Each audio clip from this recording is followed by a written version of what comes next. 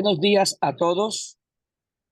Bienvenidos a nuestra actividad académica, Viernes Académico de la Universidad Nacional de Colombia, Unidad de Gastroenterología. Hoy tenemos un invitado muy especial, un experto, como dicen en México, un expertazo. Nos acompaña hoy el profesor Herbert Burgos, es gastroenterólogo, endoscopista terapéutico avanzado y un gran líder mundial en endoscopia con imágenes espectrales. Trabaja en la Clínica Gastroclínica de San José, Costa Rica, y es director del Centro de Entrenamiento de la Organización Mundial de Gastroenterología en San José. Es un amigo, un científico a quien en América Latina y muchas partes del mundo lo admiramos y lo queremos mucho. Profesor Burgos, bienvenido y muchas gracias por acompañarnos en el día de hoy.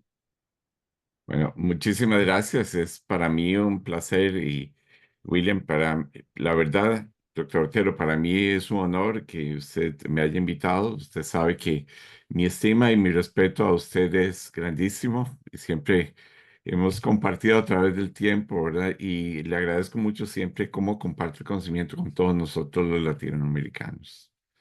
Y hoy el doctor Otero me ha pedido que tratemos un tema. Es un tema muy interesante que es cómo las diferentes nuevas tecnologías que tenemos actualmente en lo que es la endoscopia de imagen avanzada pueden ayudarnos a mejorar la detección de las lesiones precursoras del cáncer gástrico. Y es que la endoscopía de imagen avanzada es un término muy general que hemos utilizado para tratar de comprender el gran avance que ha habido en la tecnología de la endoscopía, donde ha habido una mejora en la resolución, en la magnificación, en el tipo de alta definición, así como en la capacidad de proceso de las imágenes. Y un impacto ha ocurrido importante en el proceso de detección de las lesiones precursoras, porque antes nuestro punto de referencia primordial era tratar de encontrar el cáncer gástrico. Ahora sabemos que a través de este tipo de técnicas podemos ir a buscar las lesiones que llevan al cáncer gástrico. Y en esto, lógicamente, ha habido una gran cantidad de publicaciones y trabajos a nivel mundial que han tratado de poder establecer el valor clínico y cómo podemos esto manejarlo. Ustedes ven la cantidad de consensos que han surgido a través del tiempo. Y es que debemos recordar que las lesiones neoplásicas tienen una lesión premaligna. El 80% de las neoplasias en los humanos son de origen epitelial y se acompañan de una lesión precursora. Solo que en caso propiamente de lo que es el estómago, los esfuerzos que nos hemos hecho se han dirigido a buscar el cáncer gástrico a veces y no tanto a buscar las lesiones que llevan al cáncer gástrico. No es lo mismo que en el colon, donde usted entra, saca un pólipo y con eso detiene la progresión al quitar una displasia a bajo grado. En estómago, tal vez hemos buscado más el cáncer gástrico y nos hemos dado cuenta que si buscamos las lesiones premalignas, podríamos generar una prevención importante. Y en eso, ¿cómo detectamos estas lesiones? Pues, primero, comprender cuáles son estas. Hay que considerar, y ya sabemos que el Helicobacter pylori es una lesión premaligna. O sea, si usted deja el Helicobacter pylori, tiene un alto riesgo su paciente de tener la posibilidad de desarrollar los elementos que pueden llevar a cáncer. Y ahí lo que nos interesa conocer es la atrofia, la metaplasia. Nos interesa saber si hay neoplasias intraepiteliales de alto o bajo grado. Y hay algunas otras patologías como la enfermedad de Menetrier, los adenomas gástricos y la poliposis esa familiar que pueda existir. Pero cada uno de estos elementos, de una forma independiente, tiene un riesgo para la progresión de cáncer. Por eso es muy importante estratificar cada uno de los elementos y en su conjunción saber cuál es su paciente que tiene mayor riesgo para generar neoplasias.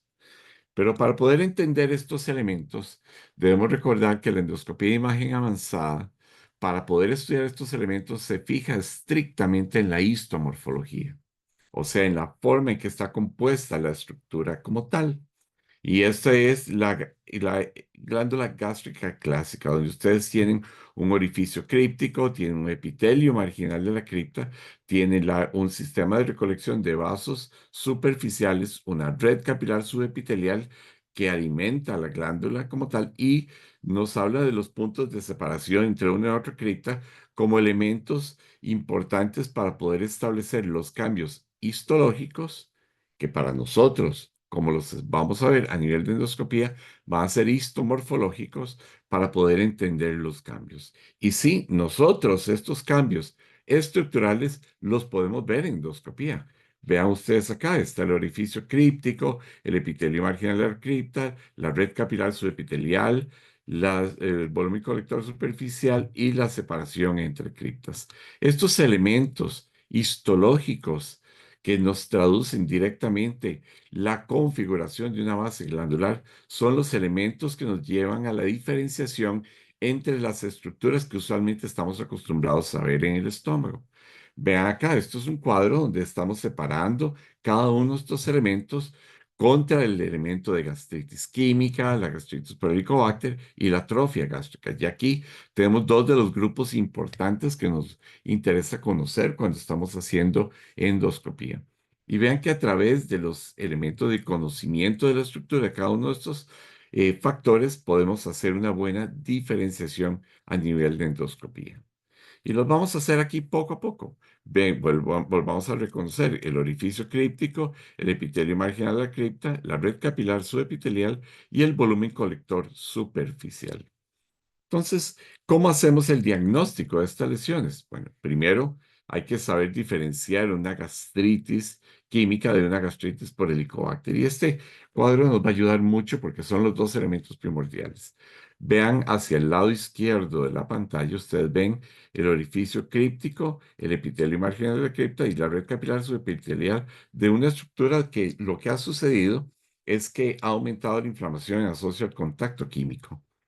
En el lado derecho ustedes ven un cambio diferente, donde ustedes ven que el orificio críptico está ocupado de material inflamatorio, ven que la red capilar subepitelial desaparece del margen, porque realmente lo que sucede es que se introduce al epitelio marginal de la cripta por el grado de inflamación, y además de eso no vemos los RACs o el volumen colector superficial.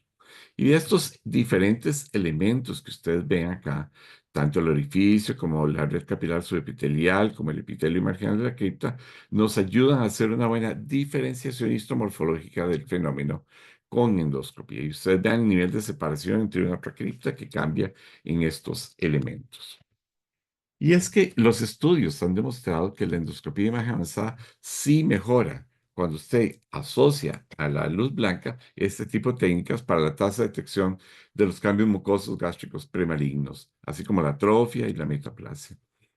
La mayoría de los estudios han demostrado que cuando usted utiliza estas técnicas, pasa su capacidad de detección de 7,7 a 17%. Y lo más importante es que reduce en el estudio la pérdida de las lesiones sincrónicas o omisas que pueden ocurrir en este caso con la luz blanca.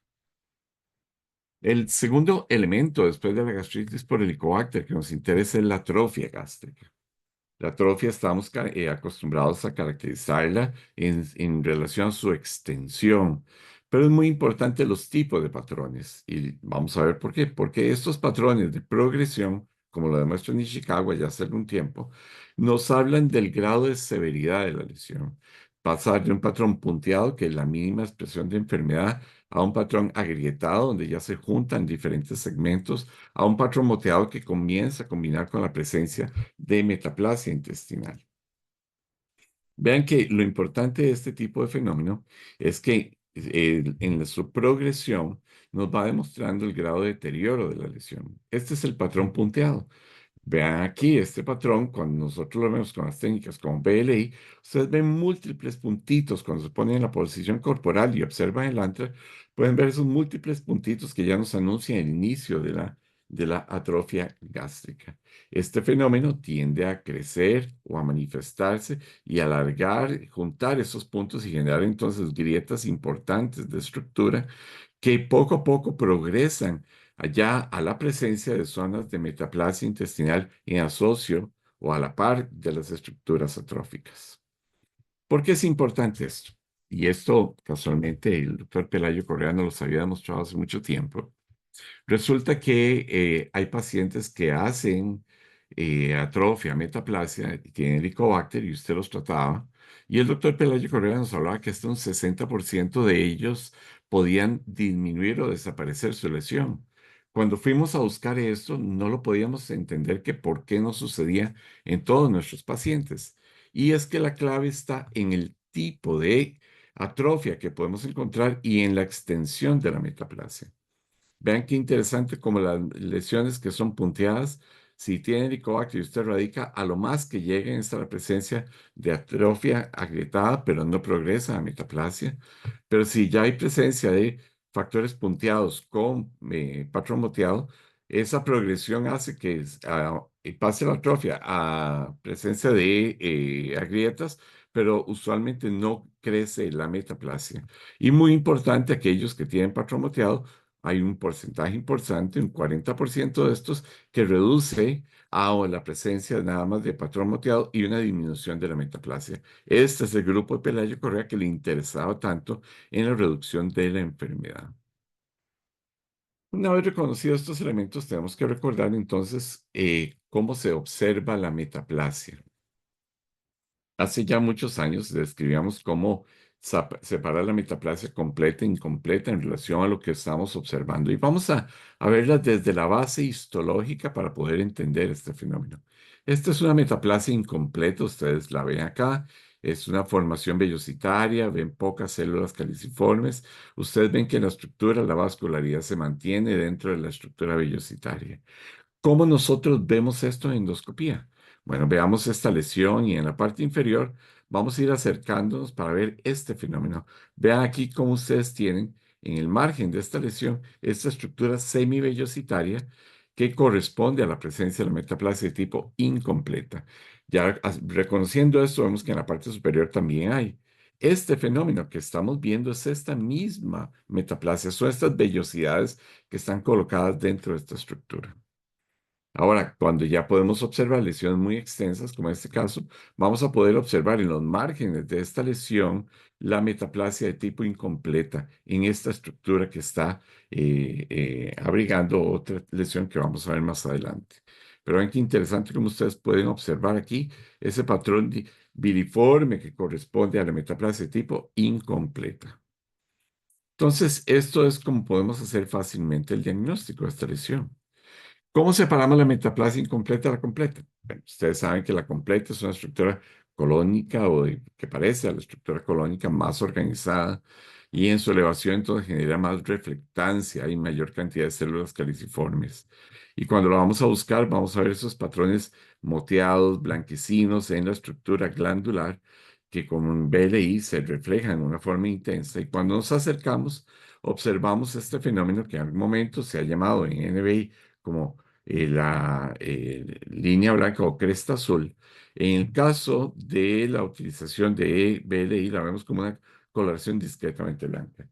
Este cambio de tonalidad se debe específicamente al tipo de luz que estamos utilizando para poder hacer el análisis. ¿En qué énfasis estamos haciendo? Si es 430 o 480 nanómetros de luz. Pero bueno, sea una u otra, estamos hablando del mismo fenómeno donde ustedes ven opacidad estructural y la presencia de estas líneas blancas que nos anuncian de la presencia de metaplasia intestinal.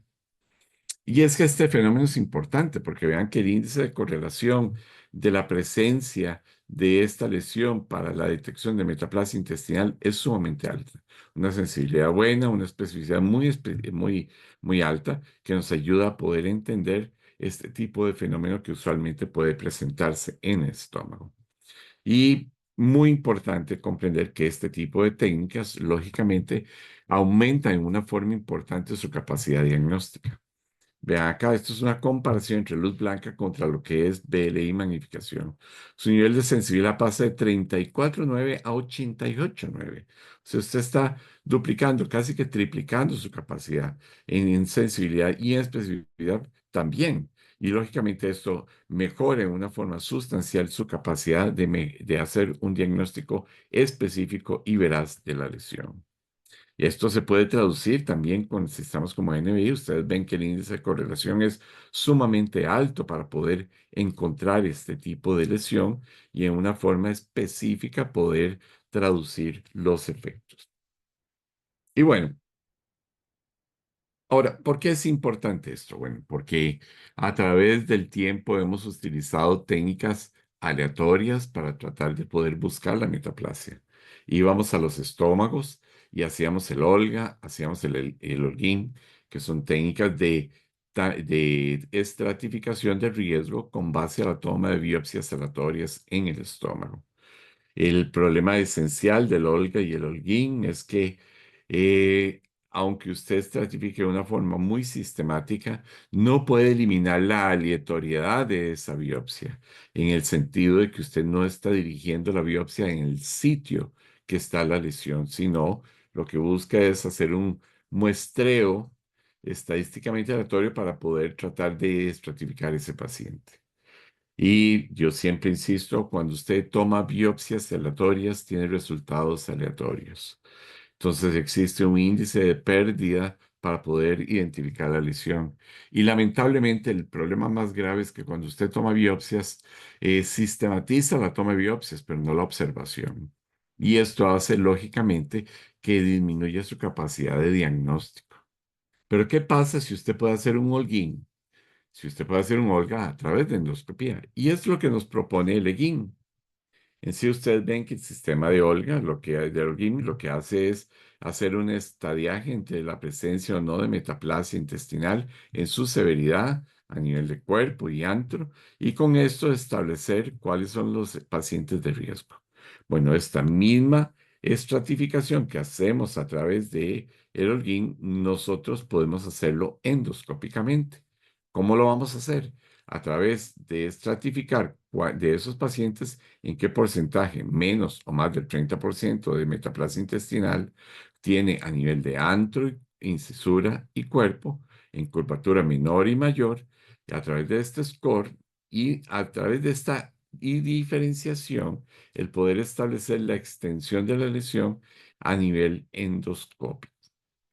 Vean qué interesante, cuando ustedes hacen esta clasificación y la comparamos con el Holguín, vemos que el índice de correlación con el Holguín es sumamente alto. Y eso, lógicamente, piensen en lo que significa el hecho de reducir la toma de biopsias, el reducir el tiempo de trabajo y de la espera para poder hacer, digamos, un buen estadiaje de ese paciente. Y esto genera un rédito inmediato.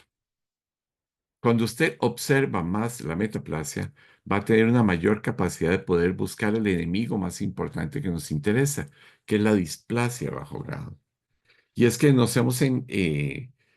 hemos creído que tal vez a través de la endoscopía no podemos encontrar la displasia a bajo grado. Y la verdad es que tal vez no. Veamos este ejemplo acá. Ustedes ven la gran cantidad de focos de metaplasia y vemos que en el centro hay una metaplasia que podríamos decir diferente, porque comenzamos a observar unos pequeños puntitos en la porción superior. Y ven qué interesante aquí cuando lo veíamos con PAIS, vemos esta zona blanquecina y vemos unos puntitos superiores. Nos acercamos a la lesión. En el lado derecho vemos una metaplasia de tipo completa, clásica, y en el lado izquierdo vemos que hay metaplasia completa, pero en la parte superior hay una estructura diferente. Vean acá con el FAIS, cómo fácilmente comenzamos a reconocer que hay vasos, y son vasos que están montados sobre el lomo de la estructura glandular, de la estructura metaplásica. Estos vasos que ustedes ven acá y que ya comenzamos a observarlos, distribuidos de una forma más difusa, y en algunos casos sobre metaplasia tipo incompleta también, corresponde esta estructura a la presencia de esta enfermedad, que es la displasia de bajo grado. Esta lesión que lo que hace es que cuando crece aumenta la compresión de la estructura glandular y favorece que los vasos superficiales se localicen en la parte más alta de la estructura y lógicamente en la reflectancia podamos observarlos. Ahora, ¿cómo los observamos con las nuevas tecnologías como LSI, BLI? Vean este caso, esta cantidad de metaplasia intestinal estructural en esta zona y observamos ya esta mancha en la parte superior posincisural que cuando nos acercamos, ahí vemos esta estructura igual, los vasos presentes sobre la metaplasia intestinal. Vean ustedes cómo se ve aquí con LSI y mucho mejor cómo con BLI podemos distinguirla adecuadamente.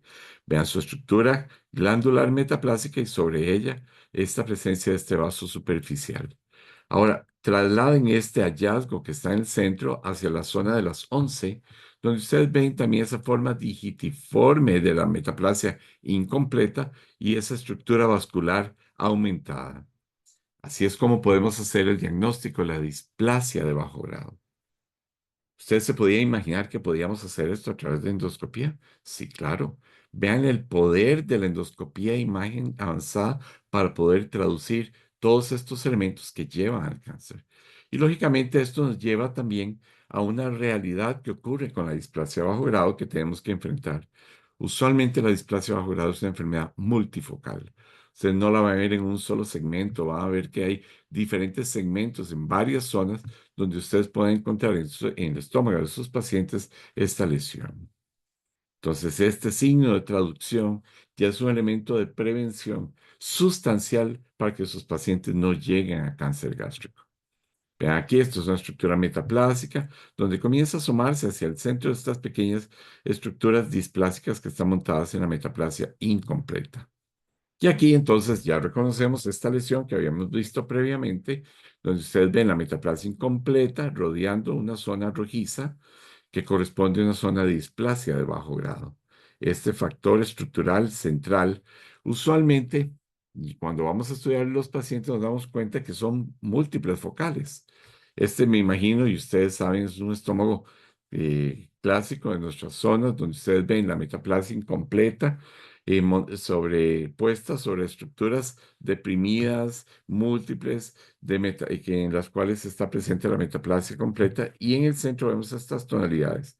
Algunas de ellas son metaplasias regenerativas, pero cuando nos acercamos a estas estructuras, vean acá, y como en este caso, donde está esta lesión incisural, ustedes ven este puente central de metaplasia incompleta y en el centro está desestructuración glandular, donde se ven pequeñas como vellosidades, las observan, donde nos anuncian la presencia de la metaplasia incompleta con displasia. Ve esta estructura acá central, donde estamos señalando que corresponde a zonas de displasia de bajo grado intercaladas dentro de la misma estructura.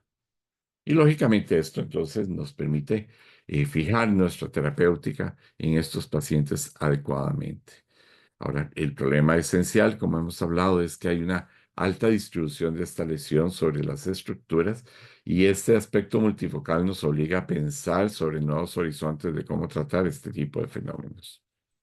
Vean acá, esto es una extensión mucho mayor de las zonas de metaplasia, con metaplasia incompleta, marginal, estructural y en el centro de estas estructuras de displasia bajo grado.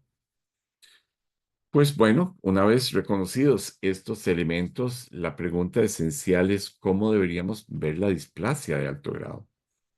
Bueno, cuando tengamos la perspectiva de la displasia de alto grado, siempre tenemos que pensar que esta lesión la tenemos que ver en el mismo foco de lo que vamos a ver el cáncer temprano. Y ahí es donde vamos a llegar. Pero antes de esto, recuerden, porque a veces le dicen, existe cierto desdén sobre la metaplasia intestinal, ¿verdad? Es que nuestros pacientes tienen mucha metaplasia.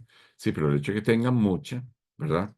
O sea, que la tasa de frecuencia sea alta, no significa que la debamos despreciar.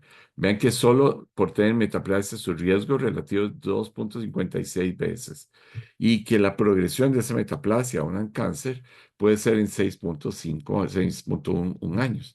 Pero ¿qué pasa si usted tiene displasia a bajo grado? Bueno, vean que el riesgo relativo es de 25 veces más y se reduce a la mitad el tiempo para que pueda aparecer una neoplasia.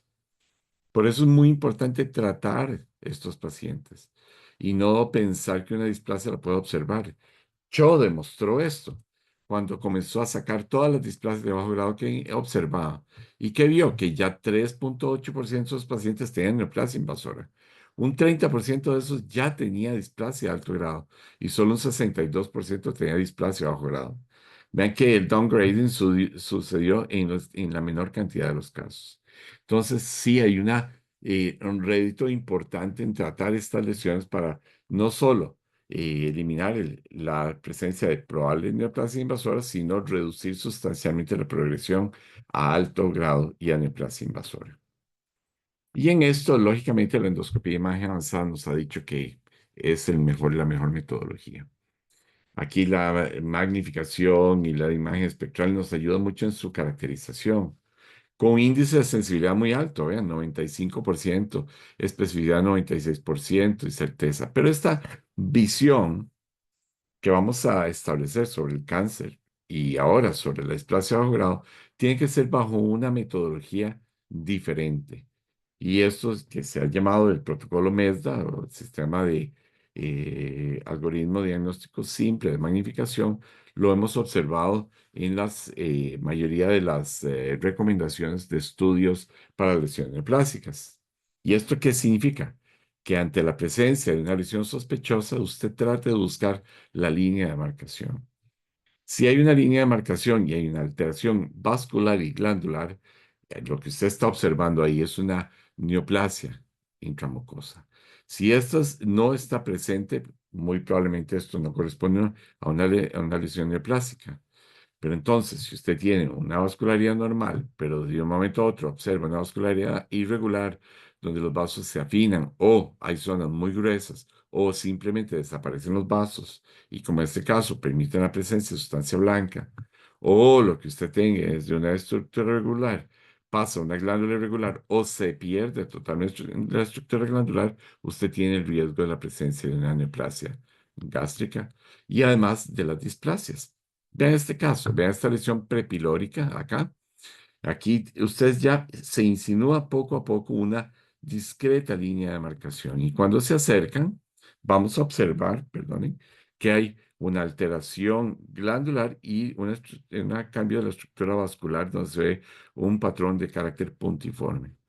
Y claro, esta pequeña lesión estructural sí corresponde, como ustedes observan, cuando ya la hemos resecado, a una displasia de alto grado.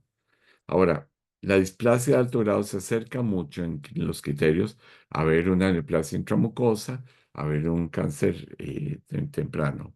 Entonces, veámosla siempre con la óptica del proceso de malignidad, porque esto requiere tener una visión de que cuando usted va a resecar esa lesión, no va a ir a tomar una biopsia, lo que va a hacer es resecarla en bloque, porque es muy importante asegurarse que usted pueda establecer el riesgo de invasividad. Y sí, este tipo de técnicas, lógicamente, nos ayudan mucho también en la detección de lesiones tempranas y premalignas. Vean qué interesante. Luz blanca contra BLI. Ustedes pasan de una sensibilidad de un 46% a un 93%. Su índice de certeza es 71 contra 92 que pueden lograr con BLI. Pero también lo pueden hacer con NBI. Vean que la comparación de luz blanca con magnificación NBI de 65 a 95, sensibilidad de 40 a 60, especificidad de 68 a 94. Pero cuando ustedes suman las dos técnicas, vean que llegan a tener 97% certeza, 95% sensibilidad y especificidad para poder detectar la lesión. Y es que estos elementos se traducen no solo en la mejora de esa detección, en una disminución también de la tasa de pérdida. Y esto lo vemos cuando hacemos la erradicación por Helicobacter. Este estudio es muy interesante porque refleja tres elementos clave. Número uno, es una comparación entre luz blanca y LSI. Y lo que analiza es si el endoscopista es experto, el tamaño de la lesión y su morfología. Ven qué interesante que cuando usted trabaja luz blanca, la diferenciación entre expertos es alta, pero si esto se reduce sustancialmente cuando se utiliza LSI. Ahora, vean qué interesante, con respecto al tamaño de lesión, ¿cuáles son las que se benefician? Las lesiones más pequeñas. Y lógicamente aquellas lesiones planas o deprimidas, que son las que realmente se convierten en nuestro dolor de cabeza para generar un diagnóstico. Por eso es que la mayoría de los protocolos que existen en lesiones premalignas ha insistido en una forma importante la utilización de estas técnicas. Y el MAPS nos recuerda en su algoritmo de trabajo que cuando nosotros evaluamos estos pacientes debemos hacer, veámoslo acá, cromoendoscopía de alta definición con biopsias guiadas. Cambiamos nuestro criterio, ¿verdad? Y dice, al menos dos biopsias antro, cuerpo y fondo y curvatura menor. ¿Verdad? Si usted encuentra el Helicobacter pylori, usted tiene que erradicarlo. Y si usted lo erradica, Tiene que observar entonces la atrofia y la metaplasia. Si ese paciente solo tiene atrofia y es leve y no hay historia familiar, no hay ningún dato de metaplasia, prácticamente ese paciente muy probablemente va a salir de su vigilancia porque el riesgo es muy bajo. Pero si ese paciente tiene metaplasia intestinal en antro o en cuerpo y hay historia familiar de cáncer o la presencia de gastritis autoinmune o persistencia de Helicobacter, ese paciente requiere vigilancia con cromendoscopía mínimo cada 3 años. Si hay atrofia o metaplasia y hay relaciones de primer grado de cáncer gástrico, ese paciente usted tiene que vigilarlo anualmente. Vean qué importante cómo ya estamos definiendo esa frecuencia en que nosotros tenemos que vigilar al paciente.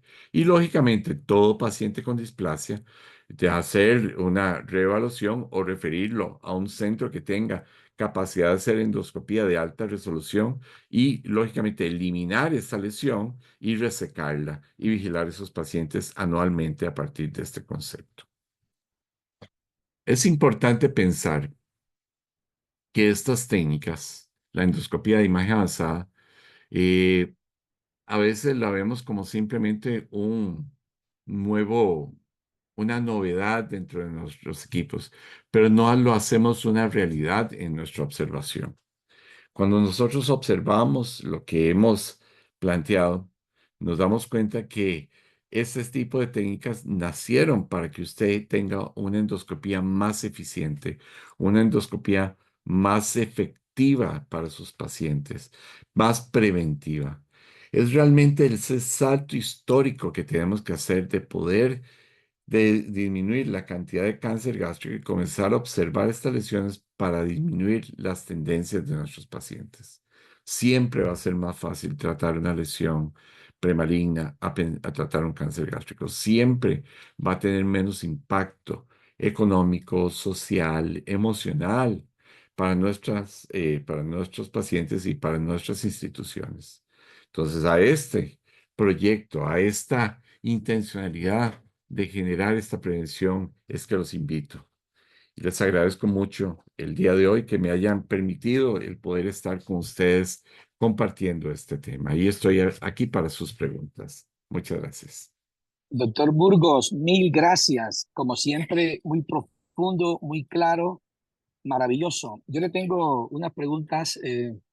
Primero, ¿usted usa LSI, BLI?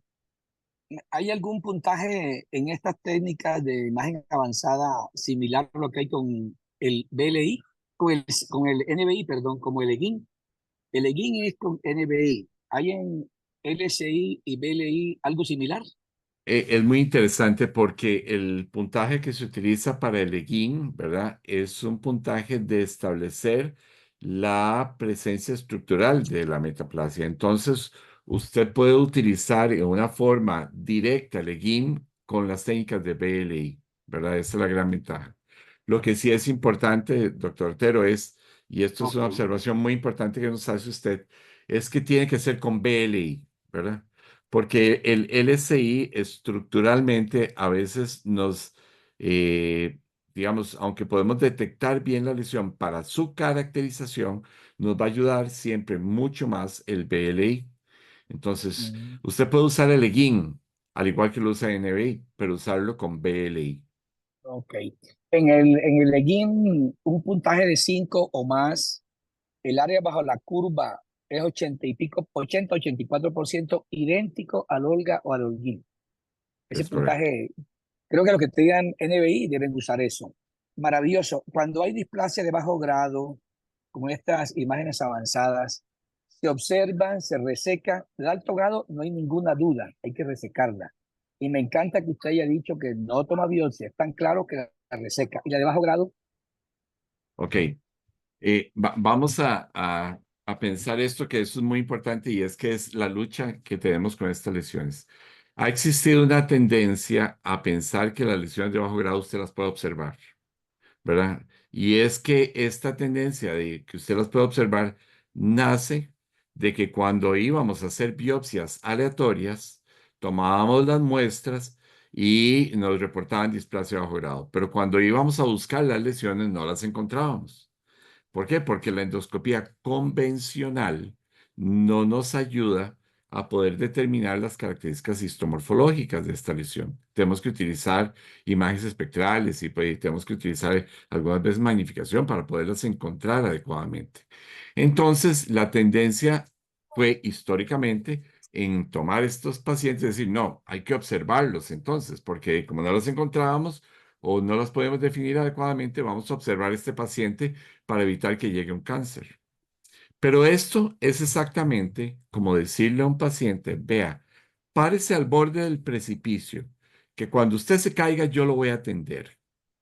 El asunto es que cuando el paciente se caiga en la displasia, puede ser que usted esté ahí para atenderlo, puede ser que no, o puede ser que el paciente no llegue ese día. ¿Y qué pasa entonces? La progresión a la lesión aumenta. Entonces, aquí esto es un gap que no habíamos cubierto adecuadamente, que era el diagnóstico, de cómo poder mejorar el diagnóstico. Y vean ustedes qué es lo que propone Guin en ese caso, que usted tome ese paciente y lo refiera a un centro que tenga cromoendoscopía, que tenga estas capacidades para buscar esa lesión y resecarla, porque eso es lo que tenemos que hacer. Ahora la Muy gente dice, bien. no, pero podemos observarla porque la tasa de Mm. progresión es baja. Volvemos a lo mismo, se puede observarla, pero eso usted lo que está observando es un accidente inminente. Y yo les voy a hacer un ejemplo. Cuando usted entra a una colonoscopía, usted ve un pólipo, ¿usted lo deja? No, ¿verdad? Usted lo quita. ¿Por qué? Porque se puede hacer cáncer. Bueno, los pólipos, los adenomas en colon son displasias de bajo grado. ¿Y por qué usted no quita entonces las displasias de bajo grado de estómago? ¿Por qué las va a observar? Es irracional, ¿verdad?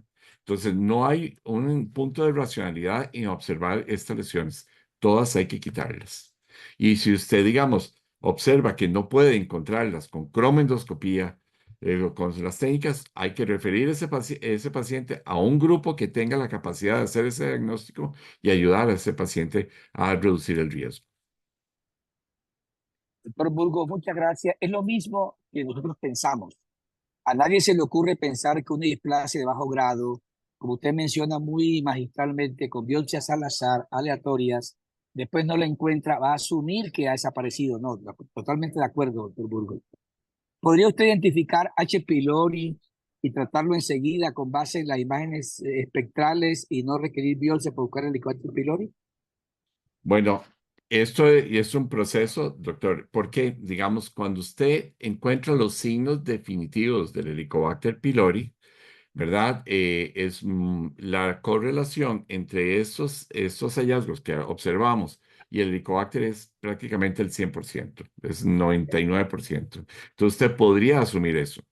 Sin embargo, yo lo que siempre le recomiendo, haga un simple test de ureasa para que haga usted una segunda corroboración, para que tenga una metodología secundaria para apoyar su diagnóstico. A veces no es tan necesario llevarle una biopsia que tiende a ser un costo elevado para hacer esta detección e inmediatamente lo trata. El asunto clave que ocurre es en los intermedios. ¿Qué significa eso? Pacientes que tienen gastritis crónicas activas y que usualmente tienen lesiones difusas y que el grado de infección del Helicobacter es baja y el grado de inflamación es bajo, pero existe. Ese paciente hay que irlo a rastrear la presencia de Helicobacter, a veces no en el antro, sino buscarlo en el cuerpo, en el fondo del estómago, porque ha migrado, porque le hemos dado tratamiento, porque le estamos dando IVPs. Entonces, lógicamente, esos pacientes, ese índice de correlación tiene que bajar, pero es porque tengo que ir a buscar al paciente. Yo personalmente, con los pacientes que encuentro con Helicobacter, me gusta tomarles una prueba de ureasa, nada más para enseñarle al paciente, además, vea, están estos hallazgos, vea la prueba, está positiva, hemos corroborado que tiene Helicobacter, hay que tratarlo.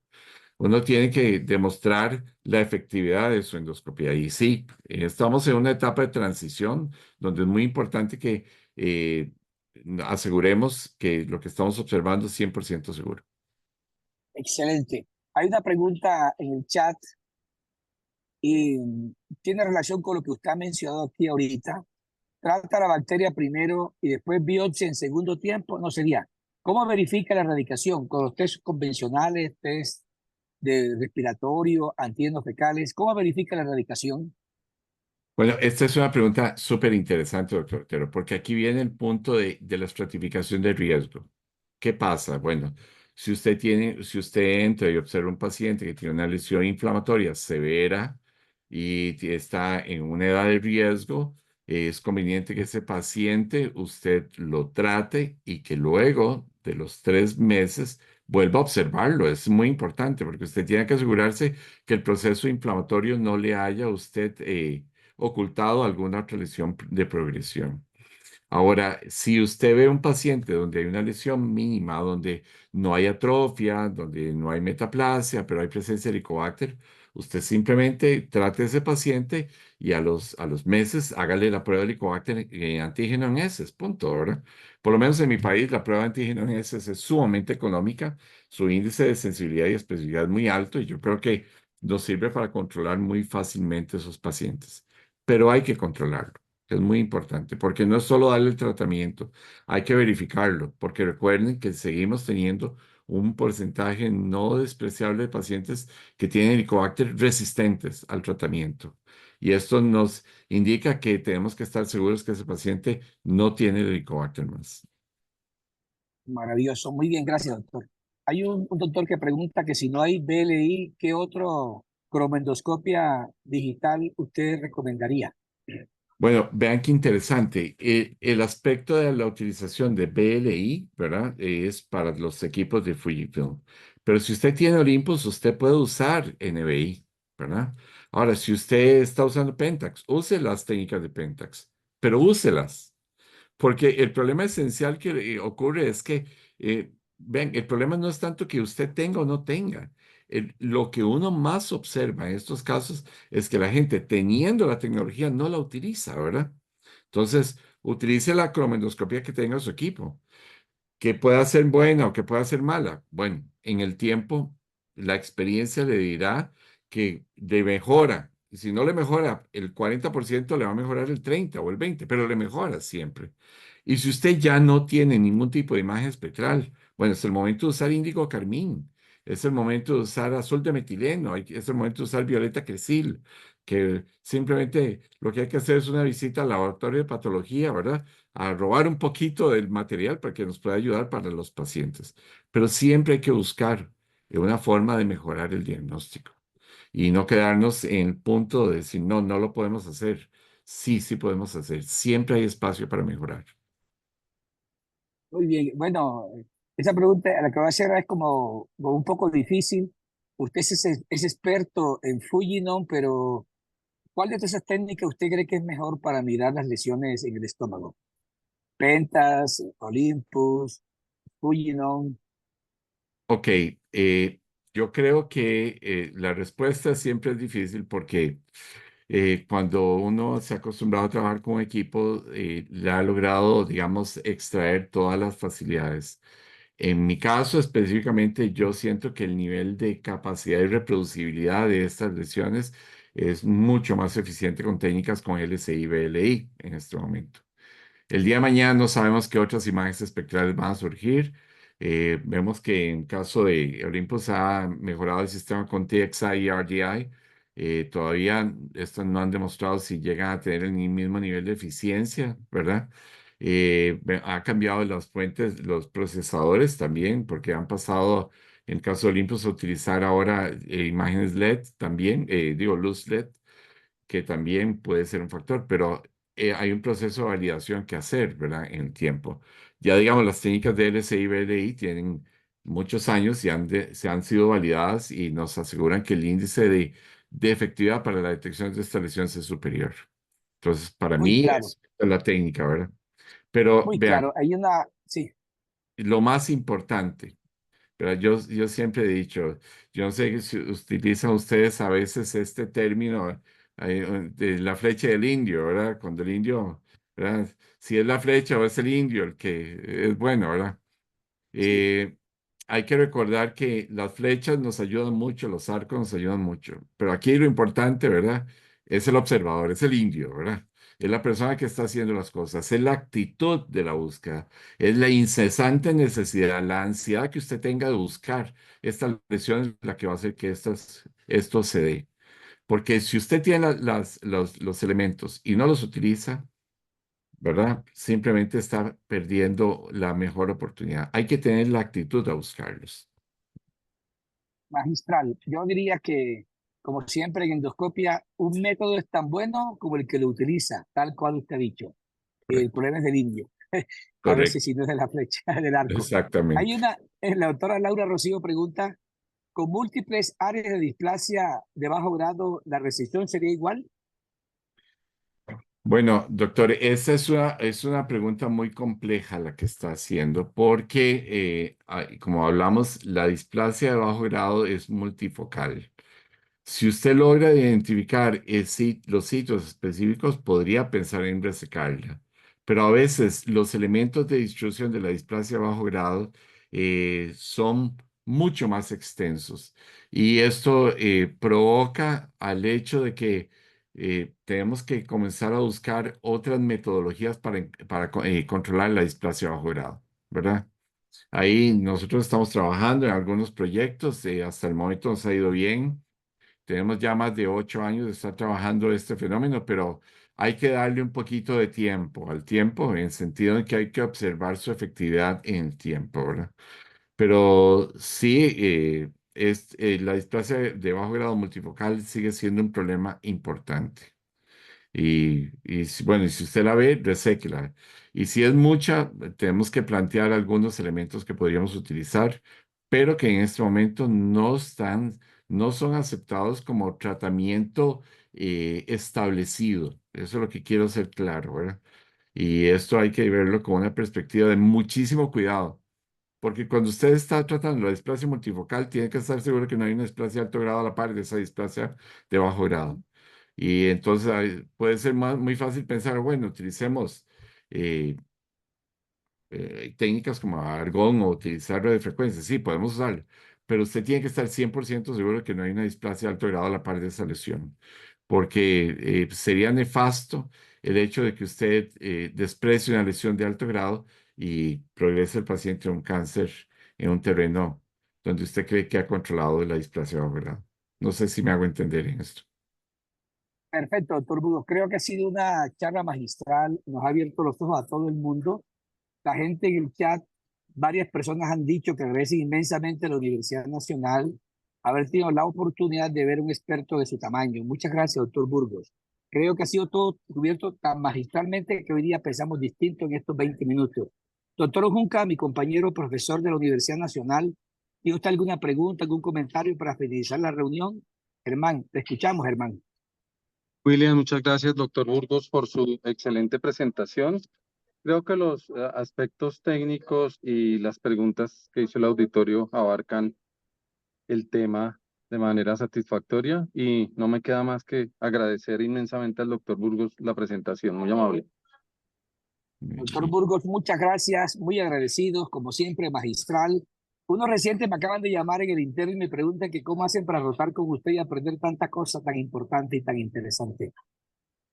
Bueno, recuerden que nosotros tenemos el centro de entrenamiento y casualmente este tipo de técnicas nosotros damos un curso, son 8 cursos al año que damos al respecto, son cursos de una semana completos, muy intensos, que los invitamos, pueden comunicarse a través de nosotros, a través del correo que ustedes ven, que les mostré en la última diapositiva y si están interesados, con mucho gusto podemos recibirlos en Costa Rica, para nosotros es un placer. Y doctor Otero, quiero agradecerle una vez más la oportunidad que me da para estar con ustedes el día de hoy. Pensemos que esta patología nos genera mucha ansiedad. Una ansiedad que viene de la ansiedad de nuestros pacientes cuando han perdido sus seres amados, cuando sienten su riesgo inminente también. Pero ahora somos agentes de cambio importante. Somos personas que podemos transformar vidas y que podemos transformar países a través de una mejora importante en una búsqueda de una enfermedad, de un flagelo que nos ha lesionado sustancialmente. Pero para eso requiere el esfuerzo más importante, que es que cambiemos nuestra forma de pensar y buscar las lesiones, ser incesantes en ese proceso. Y eso, lógicamente, nos matricula en un grupo muy especial, ¿verdad? Que es los que buscan la renovación de su trabajo. Y eso, lógicamente, nos va a alegrar todos los días de la vida. Y les agradezco mucho esta oportunidad de estar con ustedes el día de hoy. Profesor Burgos, muchas gracias, muy amable, muy filosófico, pero voy a rematar diciéndole lo que usted acaba de decir, lo que significa es que en América Latina mucha gente como usted es desarrollada. El subdesarrollo está fuera de la cabeza, aquí está desarrollada. Y usted nos invita a que seamos un continente desarrollado. Profesor Burgos, muchas gracias, un Muchas abrazo, gracias. lo queremos mucho. Igualmente, muchísimas gracias. Los quiero muchísimo.